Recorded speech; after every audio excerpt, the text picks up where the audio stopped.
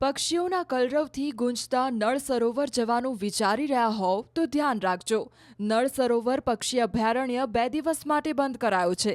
અમદાવાદના વિખ્યાત નળ સરોવર પક્ષી અભયારણ્યમાં 2 દિવસ સુધી પક્ષીઓની ગણતરી થશે.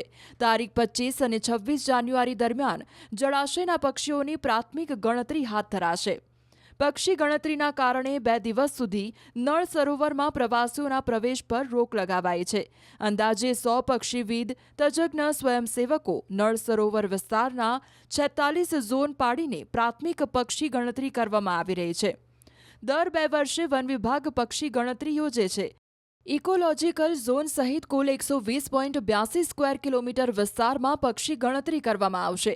ગયા વર્ષે ગણતરીમાં 260 પ્રજાતિઓના 3,50,000 પક્ષીઓ નોંધાયા હતા, જેમાં ગરગીની, પોચર્ડ, ઈગ્રેટ, ક્રેનની જાતો, ડક્સની જાતો, પિનટેલ તેમજ પેલિકન, ફ્લેમિંગો, આઇબિસની સહિતની પક્ષીઓની પ્રજાતિ જોવા મળી હતી. અને આ વિખ્યાત સરોવરમાં દેશ વિદેશથી હજારો યાયાવર પક્ષીઓ શિયાળો ગાળવા માટે આવતા હોય છે.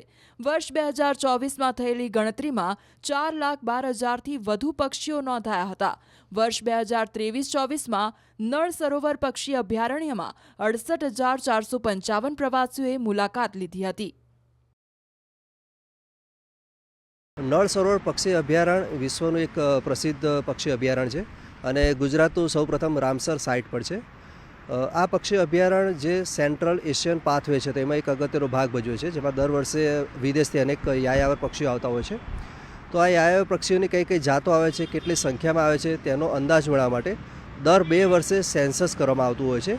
અને એ ઉપરાંત વાઇલ્ડલાઇફ મેનેજમેન્ટની દૃષ્ટિએ દર વર્ષે પક્ષી ગણતરીનું આયોજન કરવામાં આવતું હોય છે. જે અંતર્ગત આ વર્ષે તારીખ 25 જાન્યુઆરી અને તારીખ 26 જાન્યુઆરી 2 દિવસ પક્ષી ગણતરી, પ્રાથમિક પક્ષી ગણતરીનું આયોજન કરવામાં આવેલ છે. નળ સરોવર પક્ષી અભયારણ્ય કુલ 120 ચોરસ કિલોમીટર વિસ્તાર છે અને પક્ષીઓ માટે અભયારણ્ય સિવાય પણ આસપાસના વિસ્તાર પણ મહત્ત્વના છે.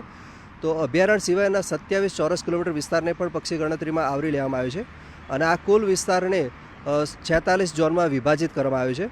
અને આ પક્ષી ગણતરીમાં ફિલ્ડ સ્ટાફ ઉપરાંત NGO, સ્વયંસેવક, પક્ષીવિદ જેવા કુલ મળી 125 જેટલા માનવ સ્ત્રોતનો ઉપયોગ લેવામાં આવ્યો છે.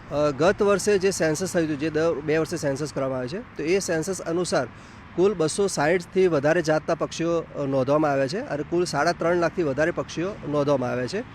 આ ઉપરાંત રોજિંદી ક્રિયા તરીકે પણ અમારો સ્ટાફ પક્ષીની જાત અને ગણતરી કરતા હોય છે. તો ગયા પૂરા વર્ષમાં કુલ 312થી વધુ જાતના પક્ષીઓ જોવા મળ્યા છે અને કુલ 4 લાખથી વધુ પક્ષીઓ જોવા મળ્યા છે. આ વર્ષે અમને અંદાજ છે કે 4 લાખ આસપાસ પક્ષીઓ જોવા મળશે અને કુલ 300થી વધુ જાતના પક્ષીઓ જોવા મળશે એવો અમારે અપેક્ષા છે. સામાન્ય રીતે જોવા જઈએ તો નળ સરોવર પક્ષી અભયારણ્ય ખાતે કોમન કૂટ છે, ગાર્ગીની છે, કોમન ક્રેન છે, તો એ બધી જાતો વધારે સંખ્યામાં જોવા મળતી હોય છે.